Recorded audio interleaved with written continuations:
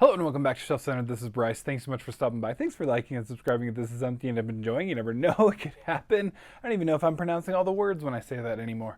This is the top shelf news for the week regarding science fiction, fantasy, sometimes horror, mostly as it relates to books, but also media. So we have a little bit of media, mostly books. I was actually surprised that there was this much news after I just barely did the news last week, let's say. Anyway, it was super late. And I do have a channel announcement that I'll get to probably about toward the end of the video.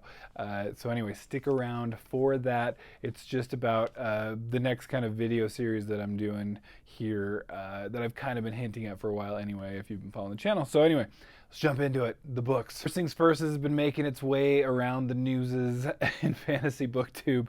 But this is Grave Empire by Richard Swan. It's his newest in a new series, but that does take place in the same world as his last trilogy, which is the Empire of the Wolf. The art this one is Philip Paris. It looks good. I think that looks like a good book. The cover that it's completely different. It's a departure, I guess, from the other book covers from the other series. But that works. You got to distinguish it, right? So it makes sense, and I like it.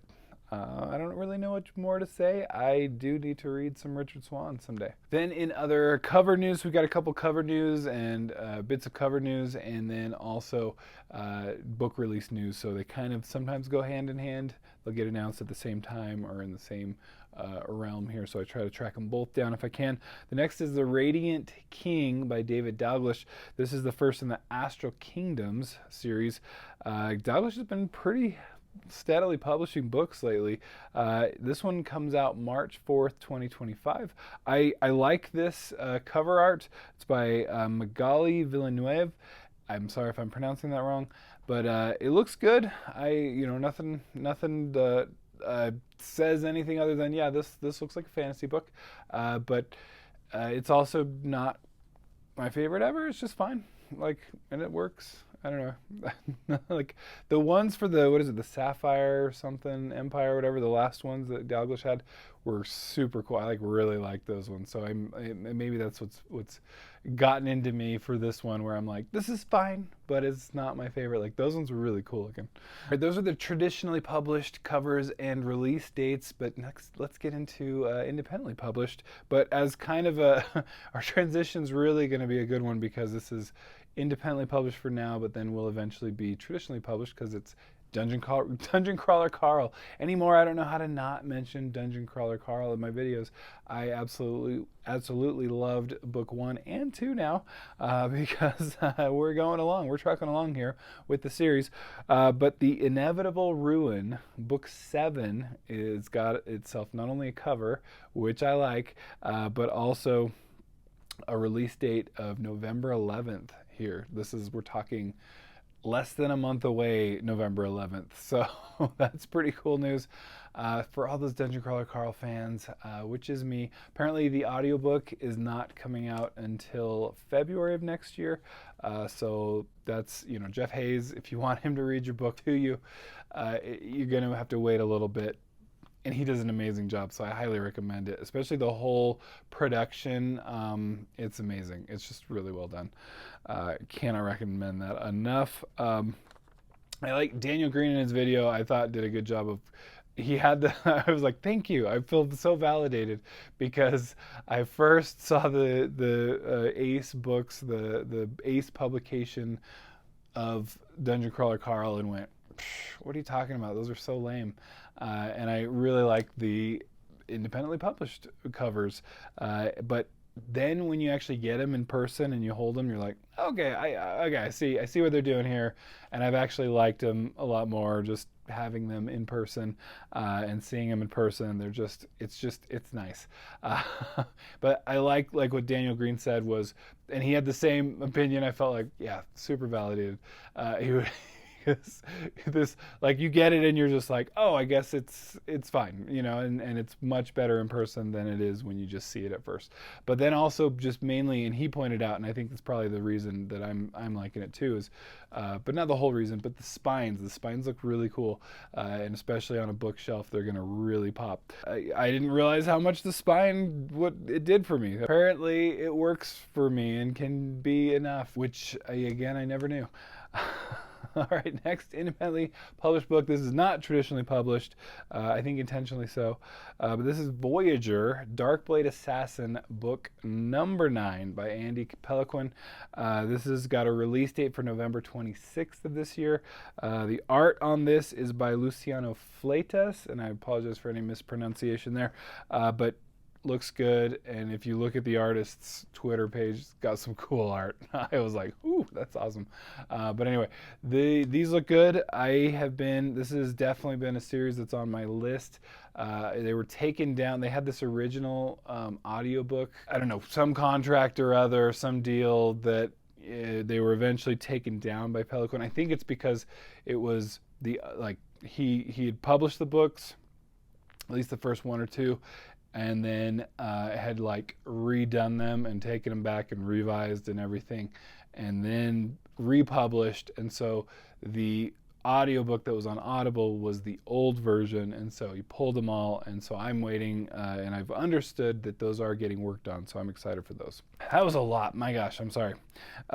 Before the End is the next one, a John Palladino short story collection. Art on this cover is by Dusan Markovic. I apologize again for any mispronunciations. I'm so bad at that, I'm sorry. But anyway, I want to throw that out there. Palladino had been just interacted on Twitter/X over the years, good dude, and wanted to just make sure and mention that. Then our last bit of independently published cover/release. This is on the release side because we don't have a cover yet. Probably will, with my luck, the moment that I post this video. That's what happens. But anyway, this is Gatebound, the book number 3 in the Illborn saga by Daniel T. Jackson. I've heard just wonderful things about the Illborn saga. This is the penultimate book in the series, so that's, I guess, going to be 3 of 4. It comes out, we got a release date for February 28th, 2025. So I'm already starting to track for my list that I got for my end of the year list for next year, what I'm anticipating. That's definitely going to be on there. As far as a channel update, just wanted to give you, I've been kind of mentioning, I've been working, take some time here. I've been working though on my top 100 science fiction books of all time list, and it's finally, not only is the list ready, but I've also we're on the way. It's mostly ready, and we're getting things moving. So for the most part, it's going to start, my thought is, next week, and it'll be a weekly series I'm going to do until essentially the end of the year. Worked really well for the channel last year to kind of build up, and it built up to one of my just all-time best videos on the channel. So I thought I'd do it again. This time really just buckled down and did my top science fiction books.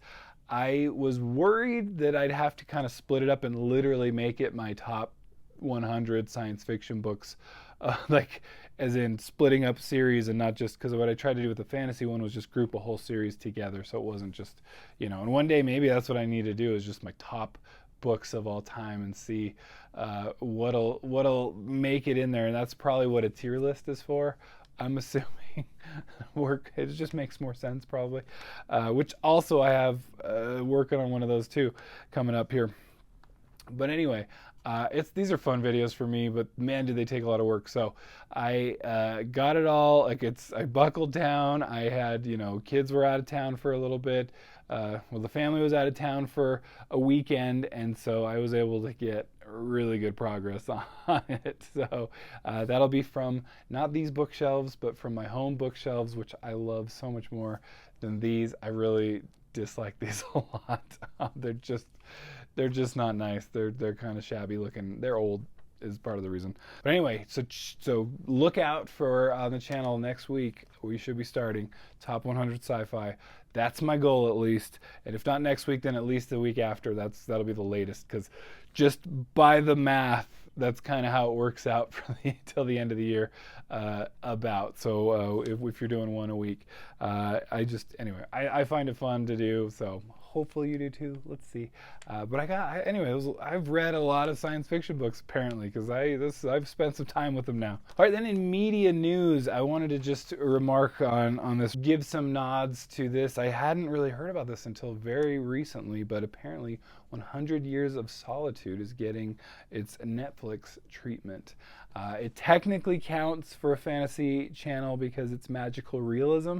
I read this a couple years ago, and it's really good. It's highly recommended. It's definitely not your typical epic fantasy, and magical realism is it's an apt name for it because it's more like this family is cursed, not unlike Encanto. No, but anyway, it's just an excellent book, and so I highly recommend it. But I'm excited for this. It looks good. There's not like a whole lot given in the trailer, but it did kind of bring back some of the memories of reading it. And then also just the kind of first line that they use in it is really cool. It's a great one, and so it's like, okay, that'll draw you in. So I hope to draw you in. But let me know your feelings on 100 Years of Solitude. Anyway, I think it's gonna be great. But let's see. Hopefully, like not given much to go on so far. And adaptations these days, all I do is complain about them. But anyway, that's where it is. That's been the news to me for this week. Don't forget to check out the Kindle book deals in the description down below. This does support the channel as meagerly as it does. It's my chance to look at the deals that I'm probably already looking at anyway, and then make sure you know about them too. So anyway, thanks so much for stopping by, and we'll catch you next time. Bye.